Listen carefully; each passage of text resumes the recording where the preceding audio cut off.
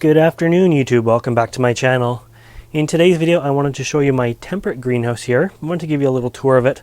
Lots going on in there because there's lots of orchids in there at the moment. But before we go in, I just wanted to show you the outside of it.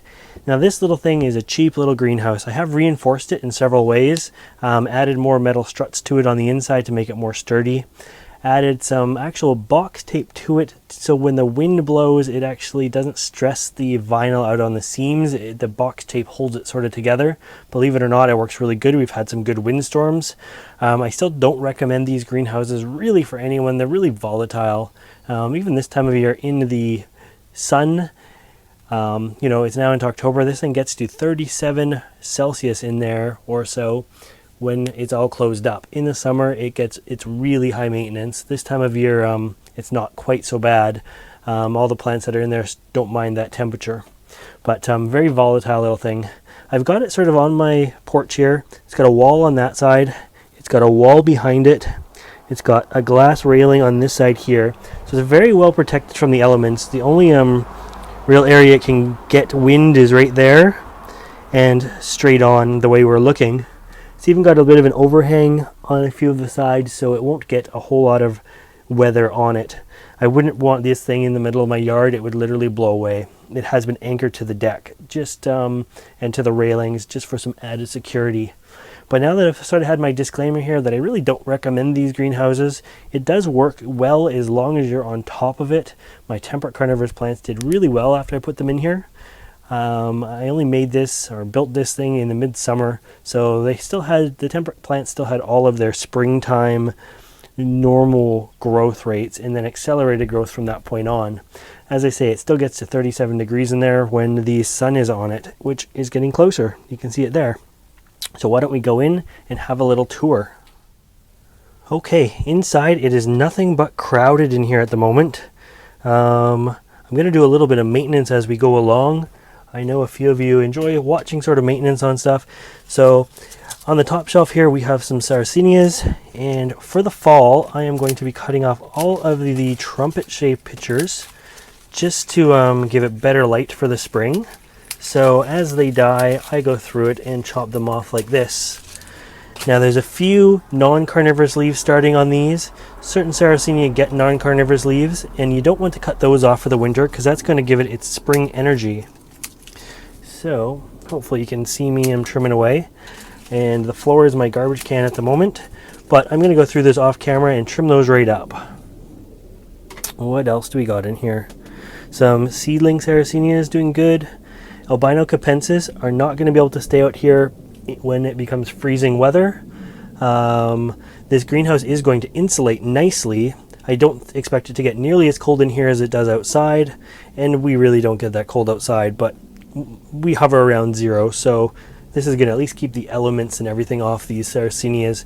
We get lots of rain here, and that's what is going to rot my plants, is not so much the temperature but all the rain. So this acts as a good rain shelter. These Sarracenas here didn't do so good. They were in lots of light and not much water. Big tall pot. The bottom row has a nicer pot of Sarracenas in. A few other Sarracenia seedlings in there.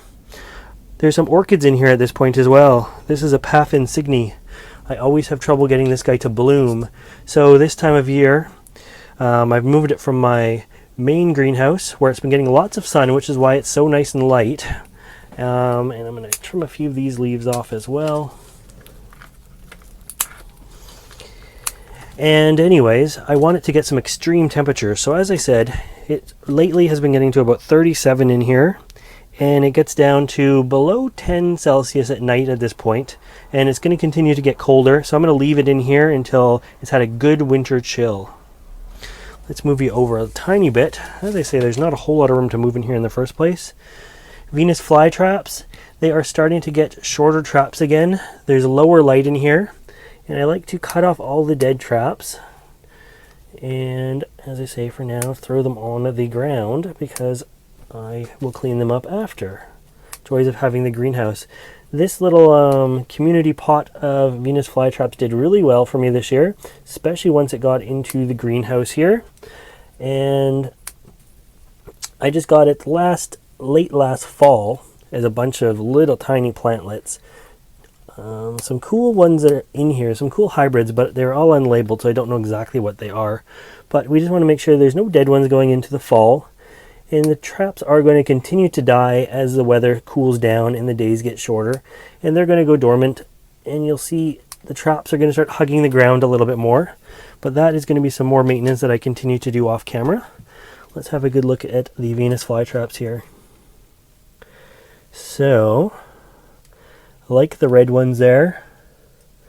There's a really nice little bristly one in there. I love them when they just have the short leaves and the traps that are close to the ground. There's one I wanted to show you. Hopefully somebody can ID it for me if I can find it in here. I can see some traps closing as I do this. It's kind of funny. Let's see, while you're getting a good tour of the traps. So this is just a peat moss and perlite mix. I can see sundews are infesting it. There's a bonita, and there looks like an Alice sundew. Didn't plant them, but there they are. Shoot, I can't find the trap now. Anyways, it was red, and instead of having quite big teeth, it had really fine little teeth on it. There it is, and it was really tiny to start with. So maybe somebody can ID this for me. Now, not the big traps here, but you can see one of the traps right here. See how it's got little fine bristles on it? This whole little plant here is full of fine bristles, right next to one that has big teeth. But yeah, where my fingernail is. So, interesting one. I'm going to follow that one along. It's not like a dente, but it's something that doesn't quite have the long teeth that the rest have.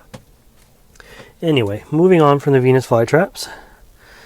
This is my big Oreophila Sand Mountain Cross Flava.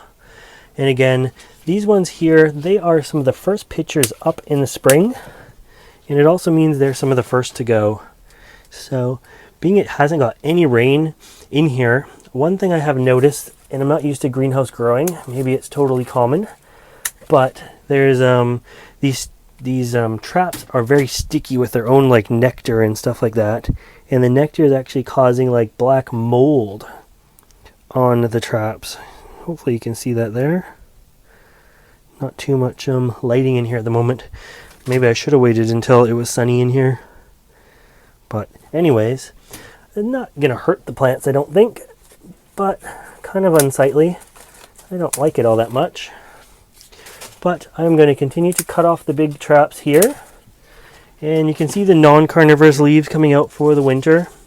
We don't want to cut those off, so this one won't be too hard to cut everything off there. And I'll continue with that later.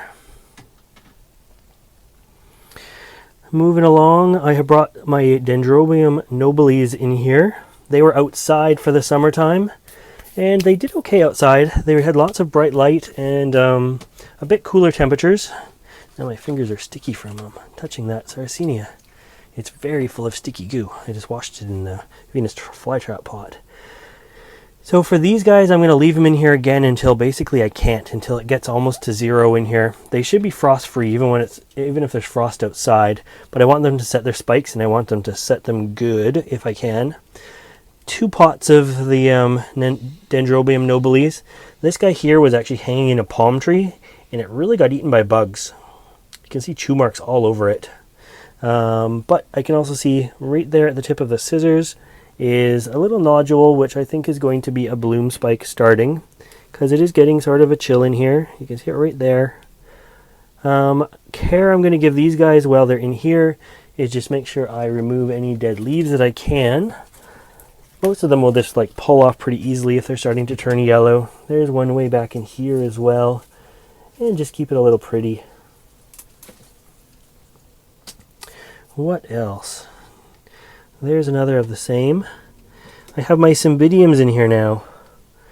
And what I'm going to do is just stop the camera for a second. I'm going to sterilize my scissors in case I need to use them to cut, and I'll be right back.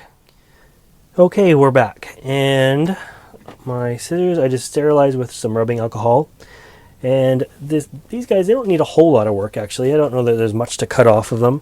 They're just going to stay in here to They're going to have nice warm days and cool nights. Hopefully we're going to get some bud set on them. I did a lot of transplanting this spring. I repotted all my cymbidiums, and it took some extra months to get sort of going again. So I'm not expecting much from them this year, but I will be expecting quite a bit from them next year. These guys were outside as well, so there's going to be all kinds of leaves and debris in here that aren't supposed to be here, like from other trees and stuff that they were around. So I'm just going to take my time and pick through these guys. I can see if you can look through that little hole there. There's lots of like leaves and stuff just on the surface.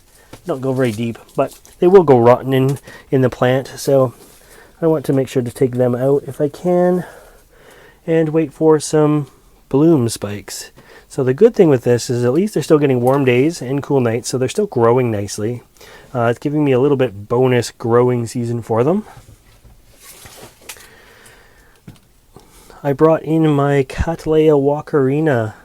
I transplanted it this year as well. It's got some nice root growth to it. It doesn't bloom for me in the greenhouse.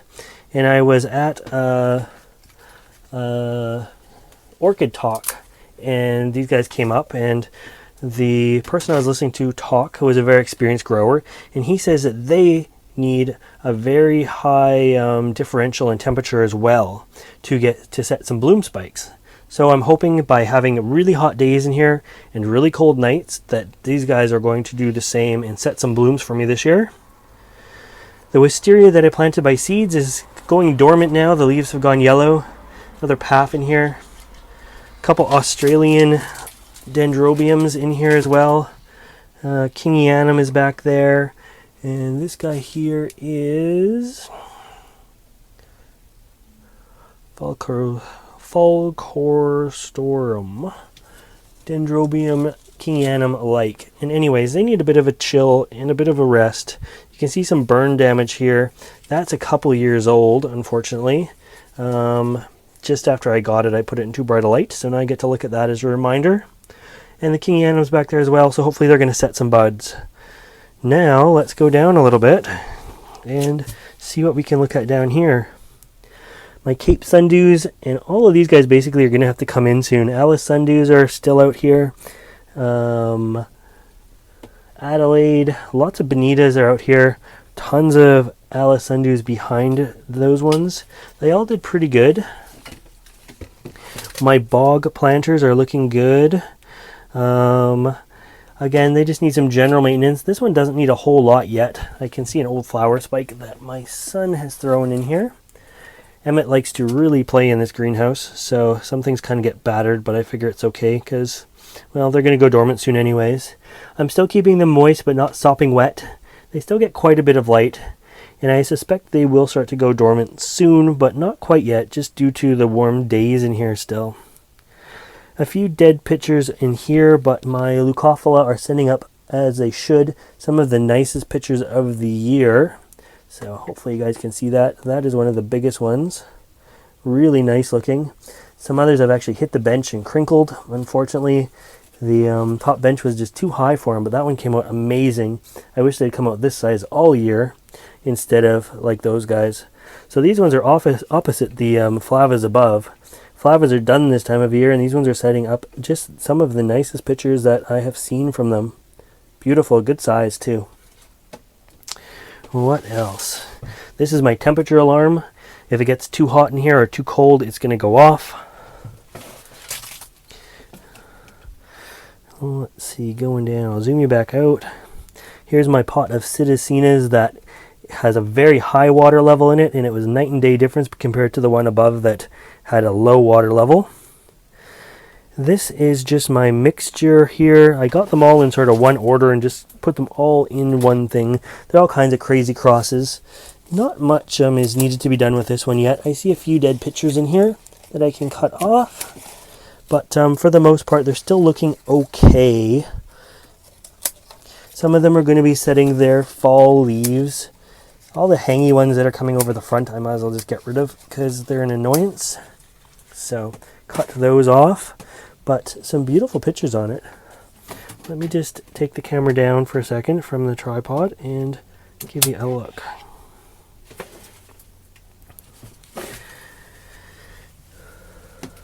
So, some nice beautiful fall pictures. Even this Flava arugulae here doesn't realize it's fall yet. Some nice other hybrids in here. It's too bad for the backlighting. They're nice red with red veins. I'm not sure if you're going to be able to see that. Some nice tight-lipped ones here that curl right over. Beautiful ones. But this is my pot of hybrids mainly. I think there's a Jonesii and a Flava in there that aren't. My big mouth flytrap that I almost lost a couple years ago has come back. It's down there. It's not with the rest. All the pots have nicely grown some sphagnum moss this year. Looks really good. Nice and fluffy. So that's kind of cool. Lots of little sundews in there and stuff like that. Down below are my palm tree seedlings. I can't get to it because the tripod is there, but you can see them there. They've done well. Next spring we'll have to repot them. But anyways, that is a Temperate tour. My Temperate greenhouse full of orchids and carnivorous plants. So the Temperate carnivorous plants, as I say, will stay in here. The orchids will come in before it becomes too cold and before it starts freezing in this thing. And because there's no heat whatsoever, no extra lighting, no heat, no nothing. There's a fan in here for air circulation, and it's off right now for filming. But other than that, that is all we have in here. Anyways, I hope you liked this video, and if you want to see more videos like this, make sure you subscribe to my channel. As always, thanks for watching. Good afternoon, YouTube. Welcome back to my channel. The sun is just about to hit my little Temperate greenhouse there. You can see it's about to get really bright in there. And I just wanted to give you sort of an update on this. And I think it's going to get loud before we do that because a plane's about to take off in the lake.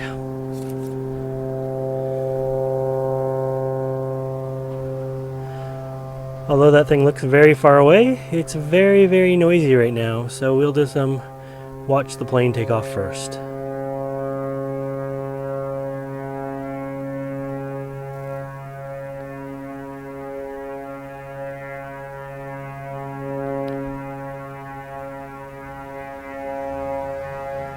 Yeah, I think we have liftoff, which means it will get quieter soon. And it's behind the house.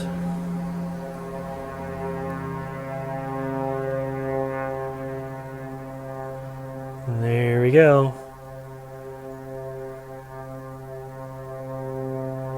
Alright, so let's try this again in a minute.